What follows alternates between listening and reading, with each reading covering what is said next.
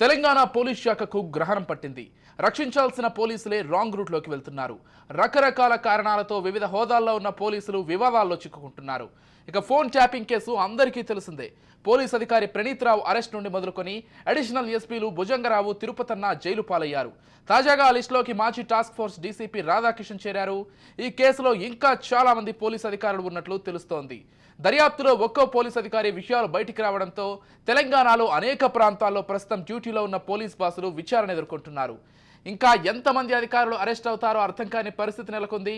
మూడో రోజు తిరుపతన్న భుజంగరావులను బంజారాహిల్స్ పోలీస్ స్టేషన్లో west zone DCP Vijay Kumar ప్రశ్నిస్తున్నారు. విచారణలో మరికొందరి పేర్లను భుజంగరావు చెప్పినట్లుగా తెలుస్తోంది.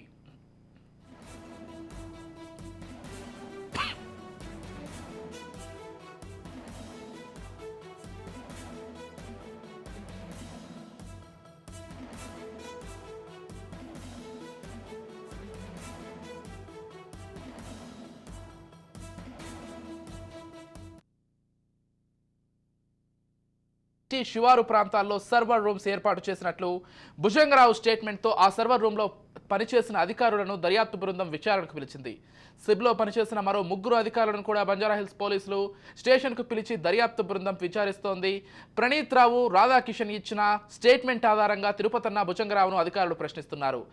సిబ్ మాజీ డైరెక్టర్ ఆదేశాల మేరకే ఫోన్ ట్యాపింగ్కు పాల్పడినట్టు తిరుపతన్న భుజంగరావు చెప్పారు. అయితే కేసు ఎలా ముందుకు వెళ్లాలన్న అంశంపై దర్యాప్తు అధికారులు న్యాయ సలహా తీసుకుంటున్నారు.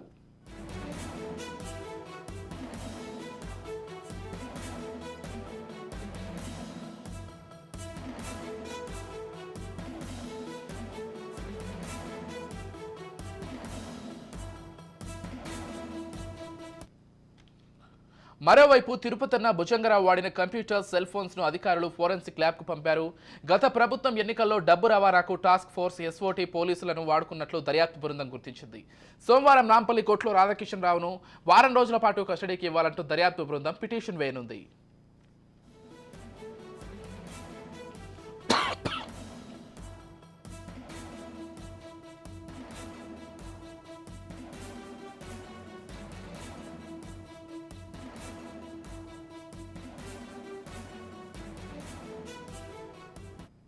యువతిపై అత్యాచారం, ప్రజా ప్రతినిధి కుమారుడిని తప్పిన కేసు, ఫోన్ ట్యాపింగ్ కేసు, విధి నిర్వహణలో అలసత్వం ఇలా తెలంగాణ పోలీస్ శాఖకు చెరగని మచ్చ తెచ్చిపెట్టాయి.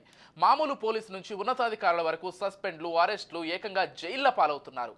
అసలు తెలంగాణ పోలీస్ శాఖలో ఏం జరుగుతోందన్న చర్చ మొదలైంది. క్రమశిక్షణకు మారుపేరుగా చెప్పుకునే పోలీస్ శాఖలో కొందరి తీరు కంచె చేనుమేసిన చందంగా మారుతోంది. ఉన్నతాధికారుల హెచ్చరికలు, సస్పెన్షన్ చర్యలకు కొందరు పోలీసులు పెడచెవిన పెడుతున్నారు. ఇంకొందరు బినామీ పేర్లతో కోట్లు గడిస్తూ దర్జాగా కాలం వెల్లదీస్తున్నారు. దొరికితే దొంగ, లేదంటే దొర అన్నట్లుగా మారింది. ఈ క్రమంలో పలు వివాదాల్లో చిక్కుకున్న పోలీసులు సస్పెన్షన్ వేటుకు గురవుతున్నారు.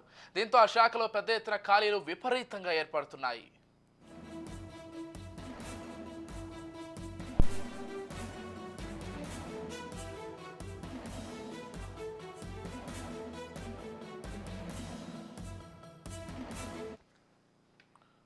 మహిళపై అత్యాచారం కేసులో అప్పటి టాస్క్ ఫోర్స్లో పనిచేసిన మారేడ్పల్లి ఇన్స్పెక్టర్ నర్సింగరావు సస్పెన్షన్ వేటుకు గురై అరెస్ట్ అయిన సంగతి తెలిసిందే. ఇక మాజీ ఎమ్మెల్యే షకీల్ కొడుకు కేసులో ₹1,00,000 లంచం తీసుకుంటూ పంజాగుట్ట ఇన్స్పెక్టర్ దుర్గారావు ఉద్యోగం పోగొట్టుకున్నారు. డ్యూటీలో నిర్లక్ష్యం, సివిల్ మ్యాటర్లో తలదూర్చి సైబరాబాద్, హైదరాబాద్ కమిషనరేట్ పరిధిలోని పలు పోలీస్ స్టేషన్లలో పనిచేసిన సిఐలు, ఎస్ఐలు అధికారుల ఆగ్రహానికి గురై ఇంటిబాట పట్టారు.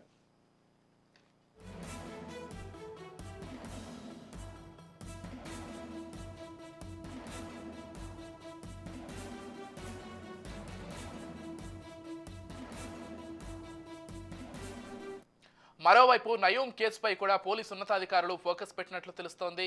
ఇక ఈ కేసు కూడా ఇన్వెస్టిగేషన్ మొదలైతే చెప్పాల్సిన పని లేదు. అప్పట్లో నయూంతో చట్టాపట్టాలు వేసుకుని అక్రమ ఆస్తులు కూడబెట్టారన్న ఆరోపణలు ఎదుర్కొంటున్న వారికి కష్టకాలమేనట. సస్పెన్స్కు గురైన మళ్లీ క్లీన్ చిట్తో డ్యూటీలో జాయిన్ అయిన అధికారులను మరోసారి విచారించేందుకు పోలీస్ యంత్రాంగం సిద్ధమవుతోందట.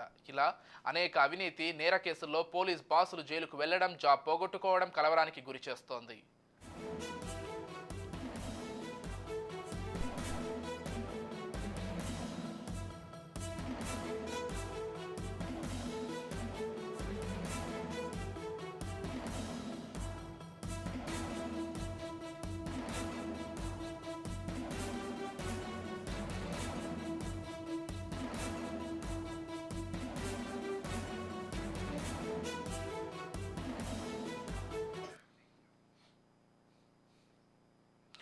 మొత్తంగా పోలీసులే నిందితులైన తీరును తెలంగాణలో చూస్తున్నాం. ఇదే అంశానికి సంబంధించి మరింత సమాచారం అందించడానికి మా ప్రతినిధి శరత్ సిద్ధంగా ఉన్నారు.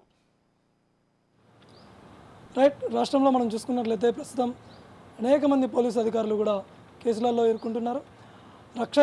ప్రజలకు రక్షణ ఇవ్వాల్సినటువంటి అధికారులే వాళ్ళే నిందితులుగా మారుతున్నటువంటి పరిస్థితి ఉంది. ప్రభుత్వంతో కలిసి పనిచేస్తూ ప్రజలకు సేవ చేయాల్సినటువంటి ఉన్నత స్థాయిలో ఉన్నటువంటి అధికారులందరూ కూడా ప్రస్తుతము అనేక మంది కీలకమైనటువంటి కేసులలో ఇరుక్కొని జైళ్ల పాలవుతున్నారు, ఉద్యోగాలు కోల్పోతున్నారు, సస్పెండ్ అవుతున్నటువంటి పరిస్థితిని ప్రస్తుతం రాష్ట్రంలో తీవ్రంగా కలిచివేస్తూ ఉన్నది. ముఖ్యంగా చూసినట్లయితే గతంలో షకీల్ కేసులో చూసినట్లయితే షకీల్ కొడుకు యొక్క కారు కేసులో లక్షల్లో లంచం తీసుకున్నాడని చెప్పేసి పంజాగుట్ట ఎస్ఐ సస్పెండ్ అయినటువంటి పరిస్థితిని మనం చూసాము. అదేవిధంగా మారేడుపల్లి ఎస్ఐ కూడా యువతి యొక్క అత్యాచార కేసులో తను సస్పెండ్ అయినటువంటి పరిస్థితి ఉంది. అయితే సమాజ సేవ కోసమే మేము ఉద్యోగాలు చేస్తామని చెప్పేసి, సమాజంలో మేము సేవ చేస్తామని చెప్పేసి ఉద్యోగాల కోసం కష్టపడి చదివి ఉన్నత ఉద్యోగాలు సాధించి ఆఖరికి విజయాన్ని సాధించిన తర్వాత వాళ్ళ యొక్క అసలైనటువంటి నైజాన్ని చూపించినటువంటి పరిస్థితి మనము చూడవచ్చు ఈ కేసులలో. ముఖ్యంగా సేవే పరమావధిగా భావించినటువంటి ఈ అధికారులు కేసులలో ఇరుక్కోవడం ఏంటి, ఉద్యోగాలు పొందినటువంటి అధికారులు జైళ్ల పాలవడం ఏంటి, ఉద్యోగాలు పొందినటువంటి అధికారులు నిందితులుగా మారడం ఏంటనేది ప్రస్తుతం రాష్ట్రంలో సంచలనంగా మారింది.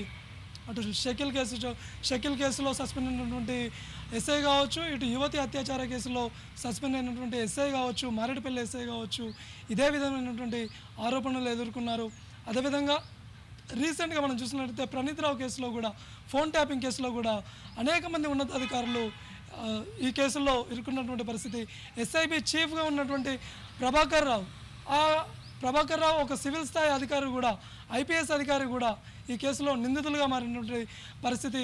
తనని ఈ మధ్య కాలంలో తను అమెరికా నుంచి విచ్చేసి మరికొన్ని రోజుల్లో తనను విచారిస్తే అనేక మంది అధికారులు కూడా ఈ యొక్క కేసుల్లో ఇరుక్కున్నటువంటి పరిస్థితి ఉంది. ఇంకెంతమంది అధికారులు ఈ విధంగా సస్పెండ్ అవుతారు, ఇంకెంతమంది అధికారులు ఈ విధంగా ఉద్యోగాలు కోల్పోయే పరిస్థితి ఉంది అనేది కూడా చాలా ఆసక్తి రేపుతూ ఉంది. గతంలో నయీం కేసులో చూసినట్లయితే, నయీం కేసులో సస్పెండ్ అయ్యి క్లీన్ చిట్ తీసుకొని మళ్ళీ రీజాయిన్ అయినటువంటి అధికారులు కూడా మళ్ళీ విచారణ ఎదుర్కొన్నటువంటి ఆస్కారం ఉందనేసి కూడా ప్రభుత్వ వర్గాల నుంచి సమాచారం అందుతూ ఉంది. ఎందుకంటే నయీం కేసుని రాష్ట్ర ప్రభుత్వము మళ్ళీ తెరిచేటువంటి పరిస్థితి ఉంది. అయితే ఆ కేసులో కీలకంగా ఉన్నటువంటి అధికారులందరూ కూడా సస్పెండ్ అయ్యి క్లీన్ చిట్ తీసుకొని మళ్ళీ రీజాయిన్ అయ్యారు, వాళ్ళు స్వేచ్ఛగా ఉద్యోగాలు కొనసాగిస్తూ ఉన్నారు. ఇలాంటి తరుణంలో ప్రభుత్వం కేసు కనుక మళ్ళీ రీఓపెన్ చేస్తే ఈ అధికారులందరినీ కూడా ఉన్నతాధికారులు విచారించేటువంటి అవసరం ఉంది, విచారించేటువంటి అవకాశం ఉంది. ఈ నేపథ్యంలో ఈ అధికారులందరూ కూడా మళ్ళీ ఎవరు సస్పెండ్ అవుతారు, ఎవరు ఉద్యోగాలపై వేటు పడుతుంది అనేటువంటి ప్రశ్నలు లేవనెత్తుతూ ఉన్నాయి. ఈ నేపథ్యంలో ప్రభుత్వము మనదే అయినా వడ్డించేవాడు మనవాడే ఉన్నా, ఎక్కువగా తిన్నా కూడా అజీర్తి చేస్తున్నటువంటి పరిస్థితి మనం గమనించవచ్చు. అధికారులు ఎవరు కూడా ఉన్నత స్థాయిలో ఉండి ఉన్నత ఉద్యోగాలు సాధించి కష్టపడి చదివి ఉద్యోగాలు పొంది ఆఖరికి ఉద్యోగాలు చేరిన తర్వాత ప్రభుత్వ ఒత్తిళ్లకు, ప్రజాప్రతినిధుల ఒత్తిళ్లకు తలొగ్గి తర్వాత వాళ్ళ భవిష్యత్తే అంధకారం చేసుకున్నటువంటి పరిస్థితిని ప్రస్తుతము తెలంగాణ రాష్ట్రంలో పోలీస్ శాఖలో మనము చూస్తున్నాము. భవిష్యత్తులో ఇంకా ఎంతమంది అధికారులు ఈ యొక్క అధికారుల యొక్క వేటు తప్పదు, ఎంతమంది అధికారులు సస్పెండ్ అవుతారు, ఎంతమంది అధికారులపై వేటు పడుతుంది అనేటువంటిది కూడా చాలా ఆసక్తి రేపుతున్నటువంటి సందర్భాన్ని మనం చూడవచ్చు.